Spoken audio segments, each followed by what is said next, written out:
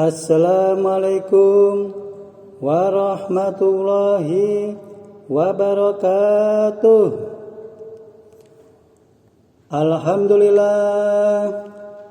Alhamdulillahi rabbil alamin. Asyhadu an la ilaha illallah wahdahu la syarikalah wa asyhadu anna Muhammadan abduhu wa rasuluh. Allahumma salli wa sallim wa barik ala nabiyyina Muhammad wa ala alihi wa sahbihi ajma'in wa man tabi'ahum bi ihsani ila yaumiddin. Ya ibadallah, usikum wa nafsi bi taqwallah. Faqad fazal muttaqun. Qala Allahu ta'ala, ya ayyuhalladzina amanu taqullaha haqqa tuqatih wa la tamutunna illa wa antum muslimun. Amma ba'du. Kaum muslimin, jamaah sekalian yang dirahmati Allah, alhamdulillah, puji syukur kepada Allah Subhanahu wa ta'ala yang telah melimpahkan rahmatnya pada kita semua, sehingga kita oleh Allah masih diberi kehidupan, kesehatan, kekuatan, dan kesempatan. Semoga kita termasuk hamba-hamba Allah yang bersyukur. Kaum muslimin, jamaah sekalian yang dirahmati Allah, alhamdulillah, pada hari ini kita memperingati Hari Santri Nasional. Semoga dengan peringatan Hari Santri Nasional ini menambah rasa hormat kita, menambah rasa takzim kita kepada guru-guru kita, kiai-kiai kita, ustadz-ustadz kita, dan orang-orang yang telah berjasa kepada kita semua. Kaum muslimin, jamaah sekalian yang dirahmati Allah, Allah Subhanahu wa ta'ala berfirman, walaqad atayna Luqmana hikmatan anishkur lillah wa man yashkur fa innama yashkuru li nafsihi wa man kafara fa innallaha ghaniyyun hamid. Walaqad atayna, dan sungguh telah kami berikan Luqmana kepada Luqman al-hikmata, hikmah, anishkurillah, yaitu bersyukurlah kepada Allah. Wa may yashkur, dan barang siapa yang bersyukur kepada Allah, fa innama yashkur nafsihi, maka sungguhnya ia telah bersyukur kepada dirinya sendiri, bersyukur untuk dirinya sendiri. Wa man kafara, dan barang siapa yang kufur, tidak mau bersyukur, fa innallaha, maka sungguhnya Allah ghaniyyun hamid, maha kaya lagi maha terpuji. Kaum muslimin yang dirahmati Allah, di dalam Al-Quran, tepatnya surat Luqman ayat 12 ini, Allah Subhanahu wa ta'ala mengabarkan, dan sungguh telah kami berikan hikmah kepada Luqman, yaitu bersyukurlah kepada Allah. Dan barang siapa yang bersyukur kepada Allah, maka sesungguhnya ia bersyukur untuk dirinya sendiri. Dan barang siapa yang kufur, tidak bersyukur, maka sesungguhnya Allah Maha Kaya lagi Maha Terpuji. Kaum muslimin, jamaah sekalian yang dirahmati Allah, kualitas pendidikan suatu bangsa sangat ditentukan oleh kualitas para gurunya, kualitas para kiainya. Sebagus apapun rancangan kurikulum, teknologi pendidikan, ataupun perencanaan pendidikan, jika tanpa guru yang berkualitas, tanpa kiai yang berkualitas, maka tidak akan membawa kesuksesan dalam meraih tujuan pendidikan. Artinya, keberhasilan proses pendidikan sangat ditentukan oleh kualitas para gurunya. Sebab guru memiliki peran yang amat penting. Guru memiliki peran yang amat penting terutama sebagai agen perubahan melalui proses pembelajaran. Salah satu profil guru yang berkualitas yang diabadikan dalam Al-Quran adalah Luqman Al-Hakim. Profilnya dapat dijadikan contoh oleh para guru yang hendak mendidik muridnya. Luqman bukan seorang nabi, tapi ia hamba yang soleh, yang banyak berpikir secara jernih dan penuh keyakinan, sehingga ia mencintai Allah dan Allah pun mencintainya. Maka dilimpahkan kepadanya al-hikmah. Riwayat Al-Qurtubi. Kaum muslimin, jamaah sekalian yang dirahmati Allah, jadi salah satu rahasia kesuksesan Luqman dalam mendidik adalah karena konsep hikmah yang dimilikinya. Setiap orang yang dianugerahi hikmah berarti ia telah diberikan kebaikan yang amat banyak. Sebagaimana firman Allah, "Wa may yu'tal hikmata faqad utiya khairan katsira." Dan barang siapa yang diberi hikmah, sungguh ia telah diberi kebajikan yang banyak. Kaum muslimin yang dirahmati Allah, untuk itu setiap guru harus memahami konsep hikmah agar sukses dalam mendidik para muridnya. Kata hikmah dengan berbagai derivasinya di dalam Al-Quran ditemukan berulang 210 kali yang tersebar di dalam 57 surat dan 205 ayat. Sedangkan dalam bentuk nakirah maupun ma'rifah, hikmah ditemukan berulang sebanyak 20 kali. Secara umum, hikmah berarti ilmu dan bijaksana.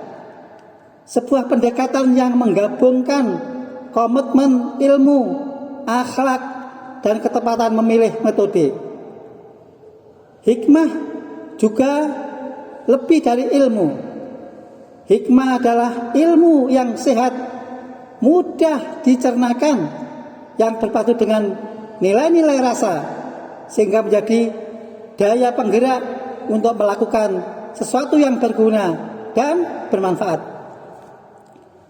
Menurut Ibnu Katsir, hikmah adalah ilmu yang argumentatif, yang bersih dari kekeliruan. Dengannya, konsep hikmah berarti melakukan sesuatu atas dasar ilmu yang kuat dan jauh dari kebodohan, sehingga dengan kekuatan ilmu yang argumentatif tersebut dapat mengubah keadaan menuju perbaikan akhlak, ibadah, dan akidah.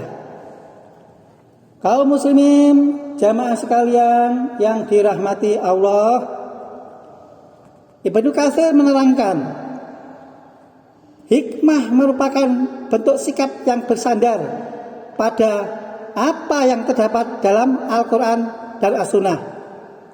Dalam tafsir Jalalain, Jalaluddin As-Suyuti dan Jalaluddin Al-Mahali menjelaskan, hikmah adalah ilmu dan keagamaan serta kesesuaian perkataan. Sedangkan Al-Qurtubi menafsirkan hikmah dengan kalimat yang lemah lembut tanpa adanya kekerasan, permusuhan dan paksaan. Kaum muslimin jamaah sekalian yang dirahmati Allah, dalam ayat lain hikmah disebut juga dengan redaksi, linta dan qaulan layyina, tercermin pada perintah Allah kepada Nabi Musa dan Nabi Harun agar keduanya menggunakan pendekatan lemah lembut dan persuasif dalam menghadapi Fir'aun. Allah berfirman, faqula lahu qaulan layyina la'allahu au yakhsha. Maka berbicaralah kamu berdua kepadanya dengan kata-kata yang lemah lembut, mudah-mudahan ia ingat atau takut. Quran surat Toha ayat 44. Kaum muslimin jamaah sekalian yang dirahmati Allah, juga tercermin di dalam perintah Allah kepada Nabi Muhammad sallallahu alaihi wasallam. Allah berfirman, fabima rahmatin minallahi lintalahum walau kunta fadzan ghalidhal qalbi lam faddu min haulik fa'fu anhum wastaghfir lahum wasyawirhum fil amr fa idza azamta fatawakkal 'ala Allah innallaha yuhibbul mutawakkilin. Maka berkat rahmat Allah engkau ya Muhammad berlaku lemah lembut terhadap mereka. Sekiranya engkau bersikap keras dan berarti kasar, tentulah mereka menjauhkan diri dari sekitarmu. Karena itu maafkanlah mereka dan mohonkanlah ampunan untuk mereka, dan bermusyawarah dengan mereka dalam urusan itu. Kemudian apabila engkau telah membulatkan tekad, maka bertawakallah kepada Allah. Sungguh Allah mencintai orang-orang yang bertawakal. Quran surat Al-Imran ayat 159. Kaum muslimin jamaah sekalian yang dirahmati Allah, dari orang tafsir di muka dapat disimpulkan bahwa hikmah mencakup 5 hal. Pertama, ilmu yang argumentatif, bersih dari kekeliruan serta jauh dari kebodohan, sehingga dapat mengubah keadaan menuju perbaikan akidah, ibadah dan akhlak. Yang kedua, sikap lemah lembut dan persuasif dalam menyampaikan pesan.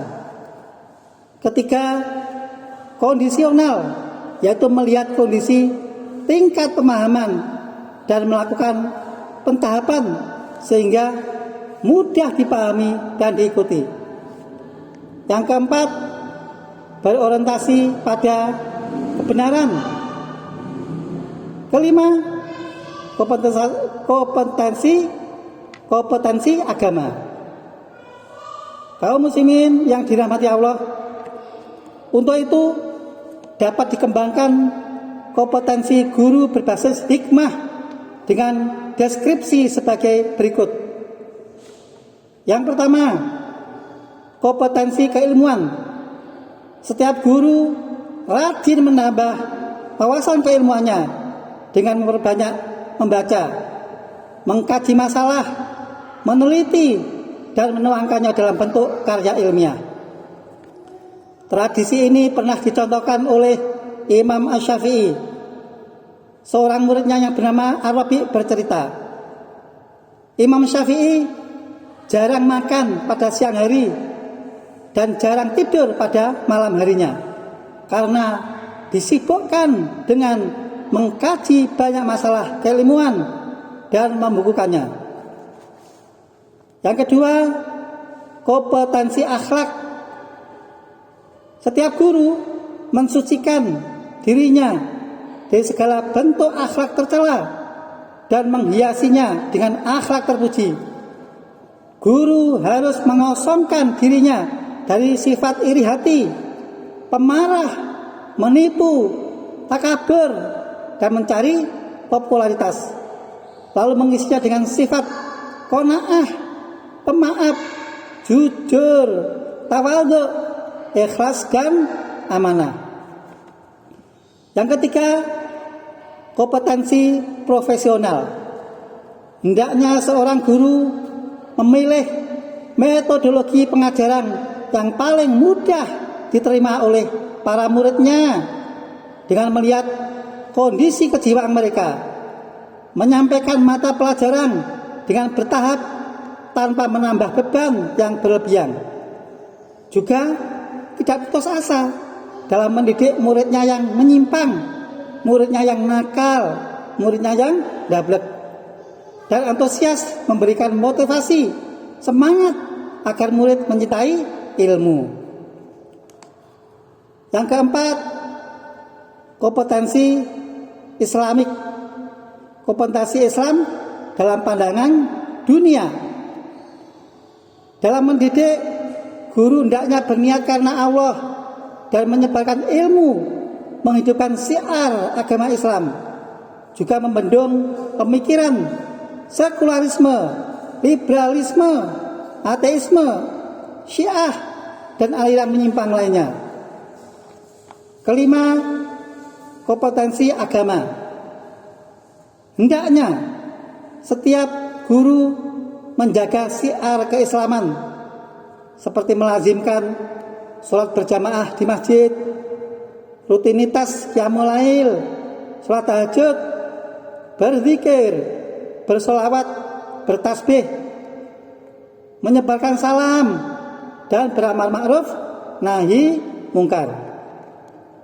Kaum muslimin jamaah sekalian yang dirahmati Allah, menjadi guru profesional tidak cukup dengan memiliki kompetensi akademik, tapi guru juga dituntut memiliki kompetensi agama, kompetensi akhlak, kompetensi Islam dalam pandangan dunia. Harapannya akan melahirkan guru-guru profesional yang islami dan memiliki karakter yang kuat sehingga dapat mengantarkan anak didiknya kepada jalan yang benar dan mendapat ridha Allah Subhanahu wa taala. Mudah-mudahan Allah Subhanahu wa taala melimpahkan rahmatnya pada kita semua sehingga kita dimasukkan ke dalam golongan hamba-hamba yang soleh, hamba-hamba yang bertakwa, hamba-hambanya yang senantiasa taat kepada Allah dan Rasulnya. Mudah-mudahan oleh Allah diberkahi hidup kita, diberkahi keluarga kita, diberkahi anak keturunan kita, diberkahi rezeki kita, diberkahi semua urusan kita. Mudah-mudahan kita oleh Allah diberi husnul khotimah dan dimasukkan ke dalam surganya Allah Subhanahu wa taala. Mari kita tutup dengan doa kafatul majlis. Subhanaka Allahumma wa bihamdik asyhadu an la ilaha illa anta astaghfiruka wa atubu ilaik. Assalamualaikum warahmatullahi wabarakatuh.